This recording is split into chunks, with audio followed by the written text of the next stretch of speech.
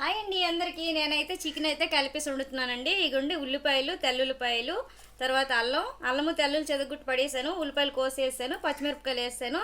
ఇందులోనే కారం, పసుపు, మసాలా, సాల్ట్, వాటర్ కొంచెం లైట్గా అన్నీ వేసేసి ఒకేసారి ఇలగెలకి కలిపేసి ఒక్కొక్కసారి టమాటాలు వేస్తాను చిన్నగా కట్ చేసి, ఒకసారి టమాటాలు వేయనండి. ఈరోజు అయితే టమాటాలు వేయట్లేదు. ఇవ్వండి ఉల్లిపాయలు, పచ్చిమిరపకాయలు, అల్లం తెల్లుల్లి పేస్టు అవే వేస్తున్నాను.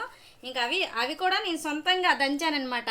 అల్లము తెల్లుల్లి దంచేసి వేసాను అనమాట. మిక్సీలో కంటే ఇలా దంచేసేస్తే మంచి టేస్ట్ వస్తుంది.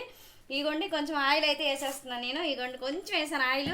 పిల్లలు ఎక్కువ ఆయిల్ వేస్తే ఒప్పుకోరు, అందుకని కొంచెం పసుపు, కొంచెం కారం, పచ్చిమిరపకాయలు వేసాం కాబట్టి కొంచెం కారం వేస్తున్నాను. ఇలాగా కొంచెం సాల్ట్, మరి మనకు తగినంత సాల్ట్ వేసుకోవాలి. వేస్తాను. ఇగోండి ఇంకా నేనైతే ఇగోండి ఈ మసాలా అయితే వాడతాను ఎక్కువ. ఇగోండి కొంచెం మసాలా గుండ కూడా వేసాను. అన్నీ అయిపోయి వేసాను. ఇంకా ఇగోండి ఇలా కలిపేసి చూసారా, ఇలా కలిపేసి మనం ఇంకా కొంచెం అంటే కొంచెం నీళ్ళు వేసి సిమ్లో పెట్టేసి కాసేపు ఒక 5 నిమిషాలు ఉంచామంటే సూపర్గా తయారవుద్దండి. కరివేపాకు కూడా వేసుకోవచ్చండి. దించే ముందు కరివేపాకు, కొత్తిమీర వేయండి. కలిపేసి కొంచెం మూత పెట్టేసి ఆపేసేయండి. సూపర్ లెక్క వస్తుంది చికెన్. కలుపుడు చికెన్ అండి ఇది. దీని పేరు కలుపుడు చికెన్. ఓకేనా ఫ్రెండ్స్, బాయ్ బాయ్.